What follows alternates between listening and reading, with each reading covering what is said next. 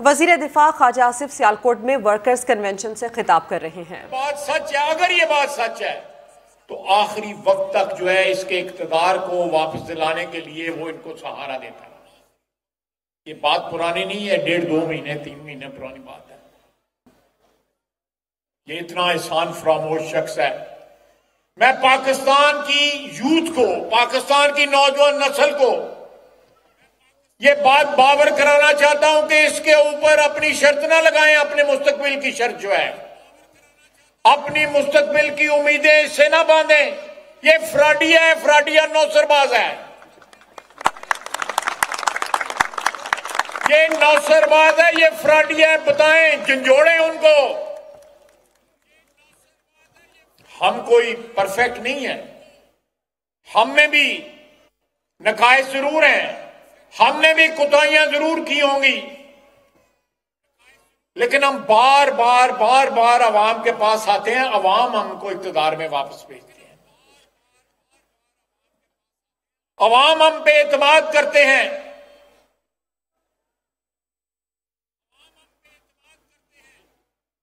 चादरों में लिपटी, पूरा जो है हिजाब पहना हुआ है, और गुफ्तगू सुनी है आपने ऑडियो में, सुनिए आपने गुफ्तगू, जो ऑडियो में उसकी गुफ्तगू है। मैं लंबी चौड़ी बात नहीं करना चाहता, खातून है, इज्जत करते हैं हम, लेकिन ये मुल्क की बात है, इस मुआशरे की बात है। दौलत उस पे मलकियत आपकी होती है जो दौलत आप खर्च कर सके या जिसका इस्तेमाल हो सके। आपके पास 6 घर हों, एक घर में रहते हों, तो वो 5 घर किस काम के? कागजात ही तो अड़ेगे ना। मेरी जेब में अगर 50 रुपए हैं या 5000 रुपए हैं, मैं खर्च कर लेता हूं, तो मेरे हैं, मेरे बैंक में 5 करोड़ रुपए पड़े होंगे, बैंक में पड़े हुए हैं ना। वो तो कैशियर भी गिनता रोजाना करोड़ों रुपए जड़ेगे।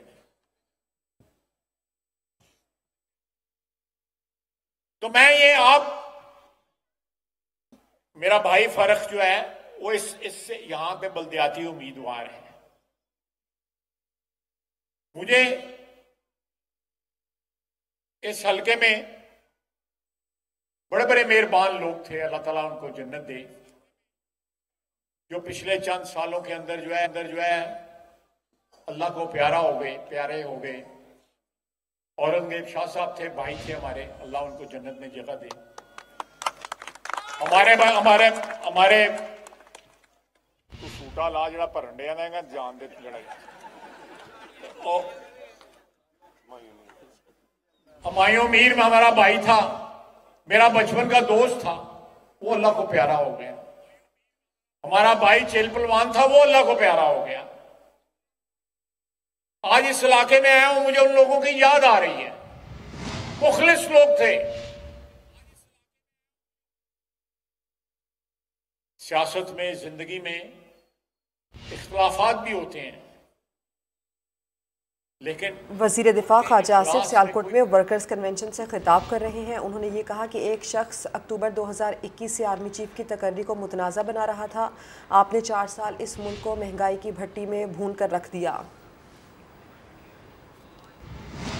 पंजाब और खैबर पख्तूनख्वा असम्बलियाँ बचाने के लिए वज़ीर आज़म शहबाज शरीफ मुतहरिक हो गए। लंदन में नवाज शरीफ से टेलीफोनिक रब्ता किया। इमरान खान के ऐलान पर मुशावरत की गई।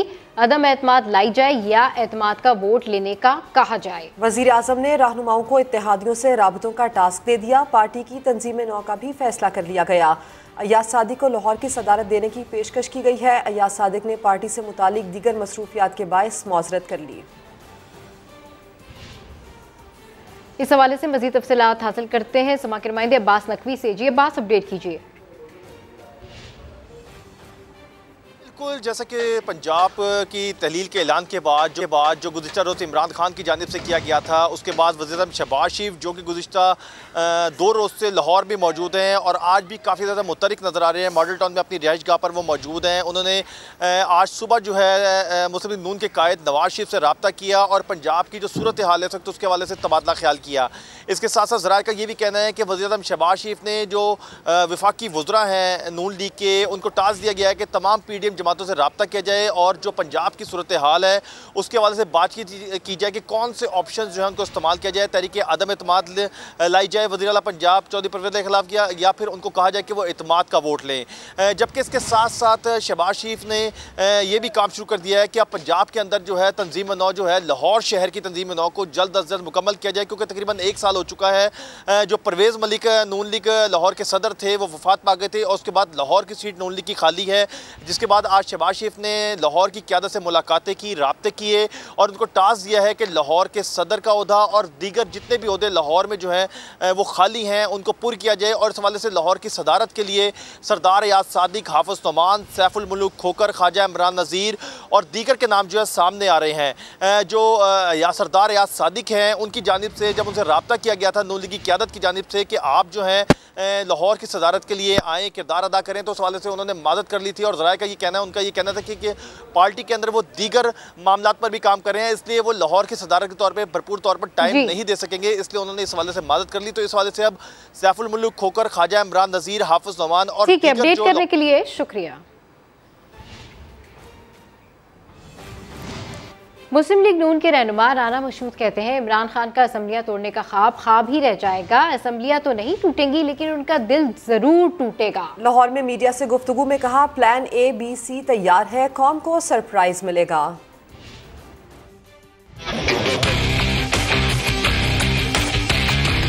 इमरान खान साहब असम्बलियां तोड़ के हासिल करना क्या चाहते हैं? सिर्फ उनको गुस्सा इस बात का है कि पाकिस्तान की 75 साल की तारीख में पहली दफा एक प्राइम मिनिस्टर को आईनी और कानूनी तरीके से घर भेजा गया है। इमरान खान का असेंबलियां तोड़ने का ख्वाब ही रहेगा, असेंबली तो नहीं तोड़ पाएगा, उसका दिल जरूर टूट जाएगा। असेंबलियां अगर टूट भी जाती हैं तो ये ज़हन में रखें, इलेक्शन सिर्फ पंजाब के अंदर होगा, वफाकी हुकूमत उसी तरह रहेगी। हमारा प्लान A, प्लान B और प्लान C तीनों तैयार हैं। कौम को तो मिलेगा ही मिलेगा सरप्राइज, इमरान खान को बहुत बड़ा सरप्राइज मिलेगा। जबकि पाकिस्तान तहरीक इंसाफ के रहनुमा फवाद चौधरी का ये कहना है कि असेंबलियां तहलील करने का फैसला हतमी है। स्पीकर कौमी असेंबली हमारे इस्तीफे मंजूर करें और जुमे को पंजाब और खैबर पख्तूनख्वा की असेंबलियां तहलील होने के बाद एक साथ इलेक्शन करवाए जाएं। मीडिया से गुफ्तगू करते हुए उनका मजीद क्या कहना था, आपको दिखाते हैं। स्पीकर से मुतालबा करता हूँ हमारे इस्तीफे फौरी तौर के ऊपर कबूल करें। सारे 123 जगहों के ऊपर जो है नशिस्तों के ऊपर इंतखाबात जो हैं वो फौरी तौर के ऊपर कराए जाएं और ये इंतखाबात जो हैं वो सूबाई असम्बली के इंतखाबात के साथ कराए जाएं। हमारा मुतालबा ये है कि एक ही दिन कराए जाएं, क्योंकि पाकिस्तान में हमारे पास इतना बजट नहीं है कि हम रोज़ रोज़ इस तरह से जो है वो इलेक्शन करवा सकें। आप एक ही दिन में इलेक्शन करवाएं, 70% पाकिस्तान में इलेक्शन हो जाएंगे। इनके ऊपर आपका 40-45 अरब रुपए का खर्चा है, वो सारे का सारा खर्चा पहले मौजूद है। इलेक्शन कमीशन इस सिलसिले में कार्रवाई का आगाज़ करे और इलेक्शन कराए। वज़ीर ख़ारजा बिलावल भुट्टो ज़रदारी से इज़हार यकजहती के लिए दारुल हुकूमत इस्लामाबाद में रैली निकाली गई। इस मौके पर पीपल्स पार्टी के कारकुनों ने भारत की बीजेपी हुकूमत के खिलाफ नारे लगाए और भारतीय वज़ीर आज़म नरेंद्र मोदी का पुतला भी नजर आतिश किया। मज़ीद जानते हैं वहाँ मौजूद समा के नुमाइंदे उस्मान जावेद मलिक से। जी अपडेट कीजिए। पाकिस्तान पीपल्स पार्टी के चेयरमैन और वज़ीर ख़ारजा बिलावल भुट्टो ज़रदारी ने भारतीय वज़ीर-ए-आज़म नरेंद्र मोदी के बारे में जो तबसरा किया उस पर बीजेपी की जानिब से एहतजाज किया जा रहा है और उसी एहतजाज के ख़िलाफ़ पाकिस्तान के मुख्तलिफ शहरों में बिलावल भुट्टो ज़रदारी के हक़ में रैलियाँ और जलसे किए जा रहे हैं। और इस वक्त इस्लामाबाद में भी बिलावल भुट्टो ज़रदारी के हक़ में रैली की जा रही है, जिसकी क़यादत पाकिस्तान पीपल्स पार्टी के सेक्रेटरी जनरल सैयद नैयर हुसैन बुखारी कर रहे हैं। और नैयर हुसैन बुखारी ने इस मौके पर गुफ्तगू करते हुए कहा कि बिलावल भुट्टो ज़रदारी के साथ पूरा पाकिस्तान खड़ा है और भारतीय वज़ीर-ए-आज़म नरेंद्र मोदी कश्मीर में कश्मीरियों का खून बहा रहे हैं, जिसके बायस उनको बिलावल भुट्टो ज़रदारी ने गुजरात का कसाई कहकर मुखातिब किया। और आज जो होने वाला जो जलसा था, जो रैली थी, उसमें बिलावल भुट्टो ज़रदारी के हक़ में ये रैली निकाली गई और भारतीय वज़ीर-ए-आज़म नरेंद्र मोदी का पुतला भी नजर आतिश किया गया। जी। और कराची के निश्तर पार्क में एमकेएम पाकिस्तान की जानिब से ख़वातीन कन्वेंशन मुनक्किद किया जा रहा है। कन्वेंशन के लिए 50 फुट लंबा और 40 फुट चौड़ा स्टेज तैयार किया गया है। इससे मुतालिक मजीद बताएंगे साद साबरी। साद, आगाह कीजिए। जी हाँ, बिल्कुल। इस वक्त निश्तर पार्क में MQM पाकिस्तान की जानिब से ख़वातीन कन्वेंशन की तैयारियां जारी हैं। बड़ी तादाद में यहाँ पर हमने देखा कि कुर्सियाँ लगाई गई हैं, कमोबेश तकरीबन 12,000 के करीब कुर्सियां लगाई गई हैं, जबकि 40 फीट चौड़ा स्टेज सजाया गया है। मेरे अकब में आप देख रहे होंगे कि बेगम राना लियाकत अली खान की तस्वीर लगी है। इसी तरीके से ख़वातीन रहनुमाओं की तस्वीर जो हैं वो आवेज़ा की गई हैं, जिनमें मेरे कैमरा दिखाएंगे बिल्किस ईदी साहिबा हैं, फ़ातिमा सुरैया बजिया हैं और इसी तरीके से मोहतरमा फ़ातिमा जिन्ना और दीगर रहनुमाओं की तस्वीर जो है वो यहाँ पर आवेज़ा की गई हैं। कई सालों के बाद ख़वातीन का ये कन्वेंशन मुनक्किद किया जा रहा है MQM पाकिस्तान की जानिब से। और जैसा कि 15 जनवरी को बल्दियाती इंतखाबात भी कराची में शेड्यूल्ड हैं, उसके हवाले से खासी अहमियत है इस कन्वेंशन की। भरपूर तैयारियां की गई हैं। शाम 5 बजे इस कन्वेंशन का जलसे का बाकायदा आगाज़ कर दिया जाएगा। सरबराह MQM डॉक्टर खालिद मकबूल सिद्दीकी जो है वो ख़वातीन कारकुनान से और शुरकाए जलसा से खिताब करेंगे। जी ठीक है, अपडेट करने के लिए शुक्रिया। कराची में गंदम की कीमत में इजाफे को जवाब बनाकर आटा मजीद महंगा कर दिया गया है। चक्की के आटे की फ़ी किलो कीमत 110 रुपये से बढ़कर 130 रुपये तक जा पहुंची है। आटा मजीद महंगा होने पर शहरियों में तशवीश की लहर फैल गई है। कराची में आटा महंगा हो गया। 110 रुपये किलो मिलने वाला आटा अब 130 रुपये किलो पर दस्तयाब है। इसकी वजह क्या है, यह हम मालूम करेंगे मुख्तलिफ बाज़ारों में ताजिरों से और ख़ुद ख़रीदारों से भी उनके तासुरात मालूम करेंगे।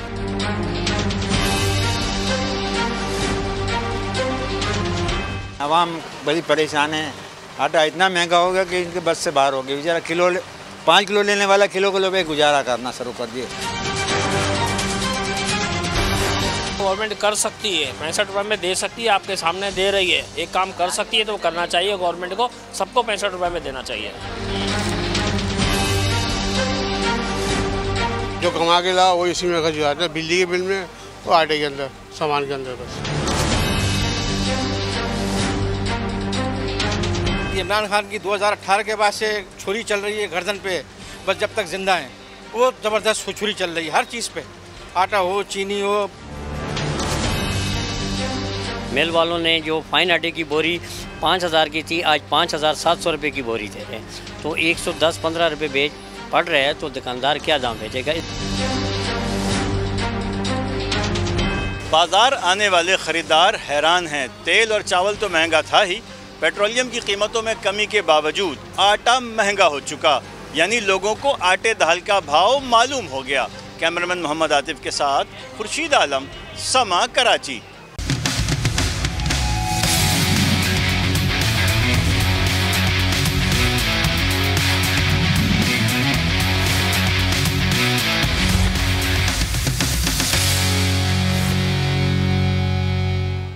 बुलेटिन का आगाज करते हैं। फुटबॉल के आलमी कप में फतह का ताज किसके सर पर सजेगा, अर्जेंटीना या फ्रांस, फैसला आज हो जाएगा।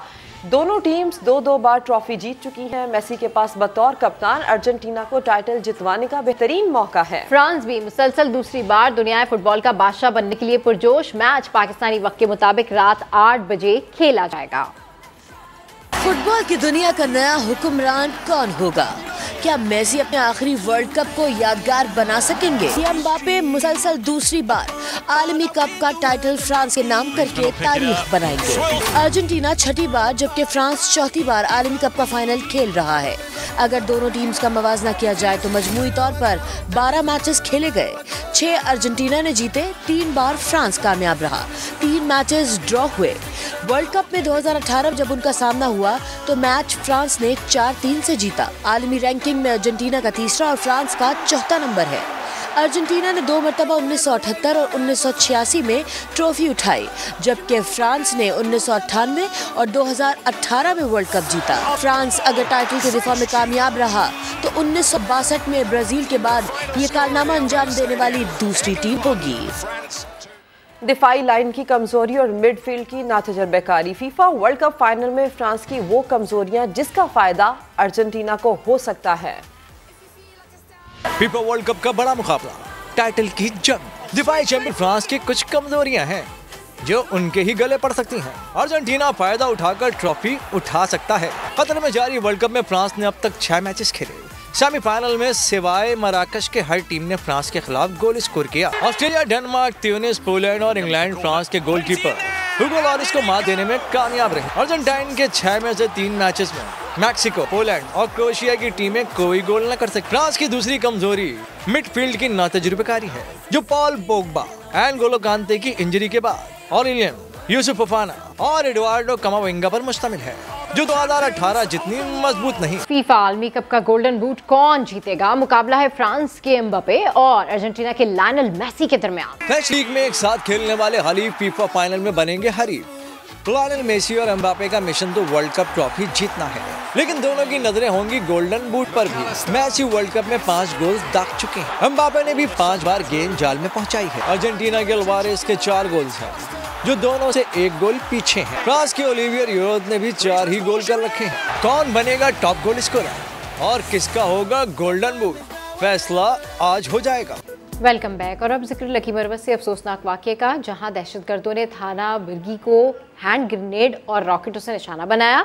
हमले में 4 पुलिस एहलकार शहीद और 4 जख्मी हो गए। सदर मुमलिकत, वजीर आजम और वजीर खारजा ने वाक़े की शदीद अल्फाज में मजम्मत की।